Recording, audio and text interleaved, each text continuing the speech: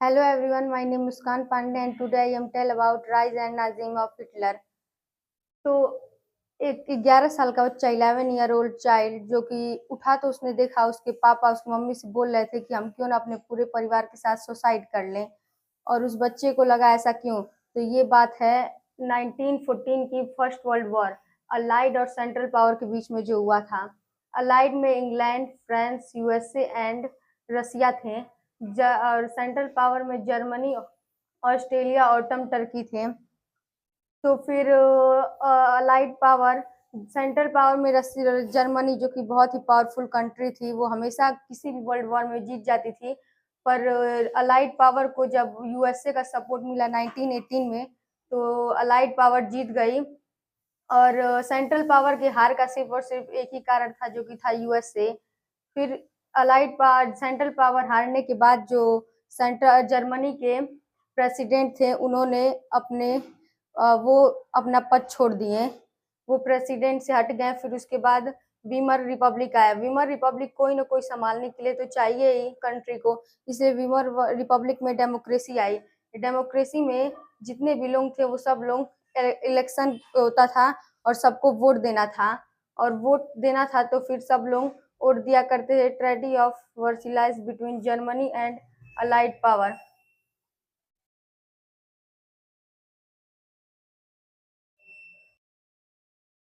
Treaty of Versailles Germany and allied power के बीच में एक समझौता हुआ था, जिसमें कि जर्मनी ने अपना वो वर्ल्ड वॉर हारने के बाद जर्मनी ने अपना बहुत कुछ खो दिया था। उसने अपना 5% आयरन, 73% अपनी पूरी आर्मी खो दी थी उसने, और उसने बहुत सारी चीजें अपनी खो दी थी। कोल भी उसने अपना खो दिया था। सब कुछ बाकी की कंट्री ऑस्ट्रिया, टर्की, इन सब लोगों ने ले ली थी उसकी।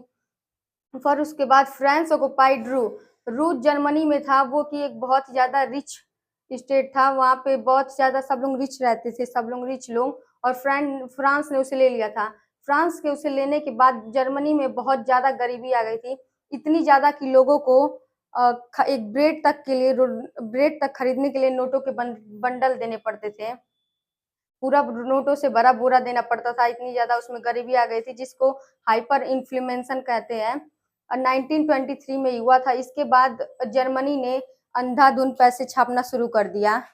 उसने जितना हो सके उतना करेंसी छापना शुरू कर दिया। फिर उसके बाद USA make a plan that is called draft plan. और जो जर्मनी के हारने का सबसे मेन रीजन था यूएसए, उसी ने जर्मनी की हेल्प भी की।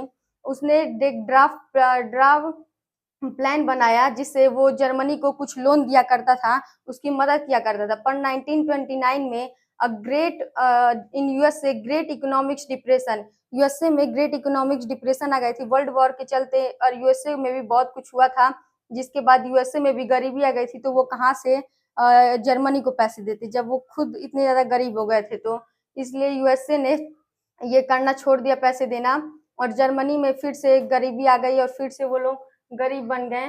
फिर इसके बाद हिटलर हिटलर का जन्म हुआ था ऑस्ट्रेलिया में 1889 में, और हिटलर ने ज्वाइन किया था। Hitler join the army in world war first में ही हिटलर ने आर्मी भी ज्वाइन किया था। Hitler join the political party 1919 में, हिटलर पॉलिटिकल पार्टी ज्वाइन किया। फिर उसके बाद वो पॉलिटिकल पार्टी में बहुत अच्छा काम करने लगा, जिससे वो पॉलिटिकल पार्टी का हेड भी बन गया। फिर उसके बाद उसने पॉलिटिकल पार्टी का नाम चेंज करके नाजिम पार्टी रख दिया, और नाजिम पार्टी रखने के बाद उसने इलेक्शन में भी वो गए और इलेक्शन लड़े, पर उनको सिर्फ और सिर्फ 2.6% वोट मिले थे, जिससे कि वो हार गए। फिर बाद में उन्होंने दोबारा हिटलर एक पावरफुल स्पीकर भी था, उस वो अपने स्पीकर से सबको अपनी तरफ अट्रैक्ट कर लेता था, वो ऐसे बोलता था।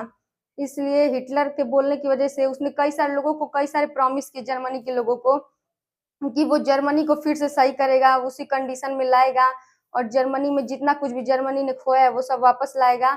ये सब कहने के बाद हिटलर फिर बाद में इलेक्शन जीत गया 36% वोट से। बाद में जब हिटलर जीत गया तो उसने सभी पार्टी को, हिटलर के बाद उसके बाद डेमोक्रेसी को हटा के डिक्टेशनरी आ गया।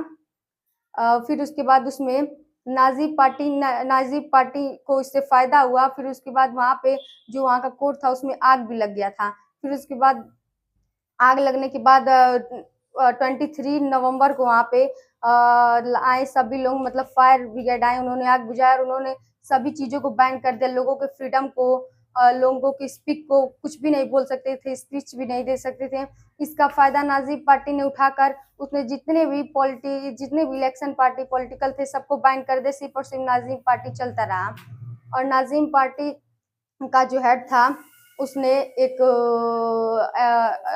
उसने नाज़िम पार्टी को सुधारने के लिए जर्मनी की कंडीशन सुधारने के लिए एक आदमी को रखा जिसका नाम था एडवाइजर जनरल कुछ नाम था उसका। फिर उसके बाद उन्होंने बहुत ही अच्छा काम किया, पर नाज़िम पार्टी को जर्मनी में एक जैव भी थे, वहाँ पे कई सारे कास्ट थे, पर एक जैव थे जो कि सबसे उनको नीचे दबाया जाता था, सबसे उन्हें नीचे रखा जाता था, उनकी कोई बात नहीं मानी जाती थी। और हिटलर को पर्सनली भी जैव से नफरत थी, जैव लोगों से।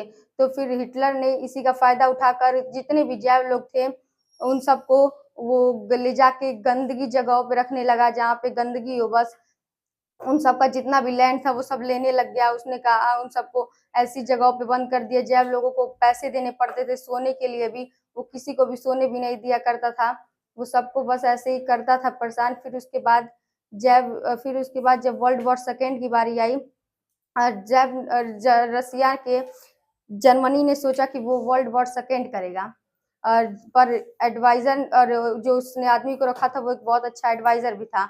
उसने एडवाइस दिया हिटलर को कि तुम ऐसा मत करो, तुम पहले जर्मनी की कंडीशन सुधारो फिर जाके तुम किसी दूसरे कंट्री से लड़ना। पर वो नहीं माना, उसने कहा नहीं मैं लड़ाई करूंगा। उसने कई सारी जगहों का ले भी लिया। फिर उसने पोलैंड पे हमला किया, तो पोलैंड के लिए जापान, रसिया ये सब एक हो गए और इन सब ने जर्मनी के ऊपर अटैक किया। तो जर्मनी बीच में एक साइड से उसके ऊपर रसिया अटैक कर रही थी, तो वो रसिया को देखता और दूसरे टाइप से उसके ऊपर जापान अटैक कर रही थी बम वगैरह से। तो फिर वो नहीं संभाल पाया सबको और वो वर्ल्ड वॉर सेकेंड हार गया। और वर्ल्ड वॉर सेकेंड हारने के बाद और यूएसए भी था, यूएसए नहीं चाहता था कि वो वर्ल्ड वॉर सेकेंड में आए, उसे जर्मनी ने कहा, फिर भी वो नहीं आया क्योंकि उसकी कंडीशन खुद सही नहीं थी। वर्ल्ड वॉर फर्स्ट में भी उसके संग इतना सब कुछ हो गया, उसके बाद यूएसए नहीं चाहता था कि वो वर्ल्ड वॉर सेकेंड में आए।